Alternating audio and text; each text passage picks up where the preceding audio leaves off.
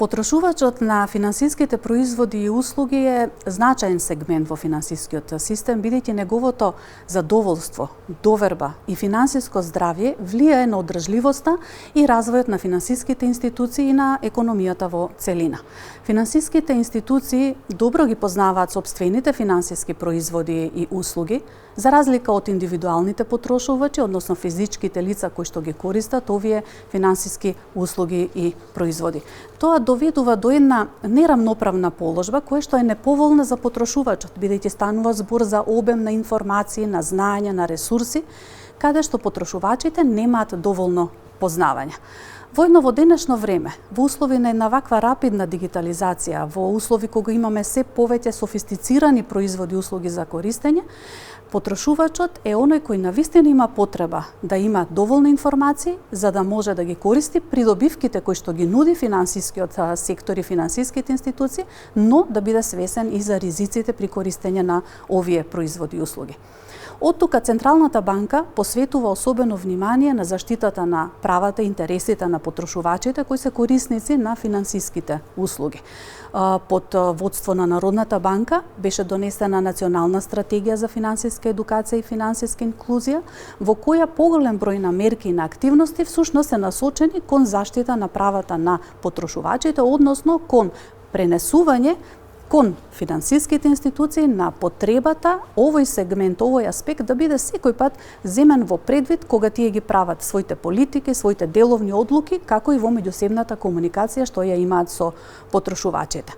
Воедно Народната банка во изминатите години придонесе многу во креирање на една регулаторна рамка со која се опфатени токму правилата и правата на потрошувачите, корисници на финансиски производи и услуги. Тука особено би сакала да го спомнам Законот за платежни услуги, платни системи, каде што голем дел на одредбите ги штитат потрошувачите на финансиските услуги и производи. Донесен е и циркулар за заштита на потрошувачите, кој циркулар е задолжителен за примена од страна на банките. Би сакала да напомнам дека и Народната банка започна со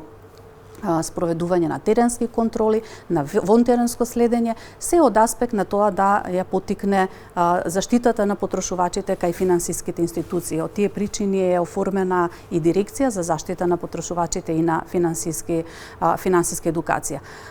Говорејќи за активностите кои ги превзема Народната банка за заштита на потрошувачите, би сакала да ја напомнам и алатката за споредба на надоместоците на банките. Ова алатка директно придонесува кон поголема информираност на самите потрошувачи. И секој потрошувач, секој граѓанин може да пристапи до интернет страницата на Народната банка, каде што може да направи споредба на надоместоците и тоа по давател на финансиска услуга, на платежна услуга или пак по видот на самата услуга која што ја пребарува. Во секој случај, сите активности во однос на заштита на потрошувачите интензивно ќе бидат спроведувани во следниот период, затоа што ова е потреба која што е навистина го штити самиот потрошувач, корисникот на финансиските производи и на услуги. И тоа особено од аспект на обезбедување потранспарентно работење на финансиските институции, односно на овој сектор, понатаму обезбедување на подобра информираност на самиот потрошувач, како и овозможување на механизми во рамки на финансиските институции кои што се однесуваат на ракување со поплаките поднесени од нивните клиенти, односно од потрошувачите, и секако се од аспект на заштита од нефер практики.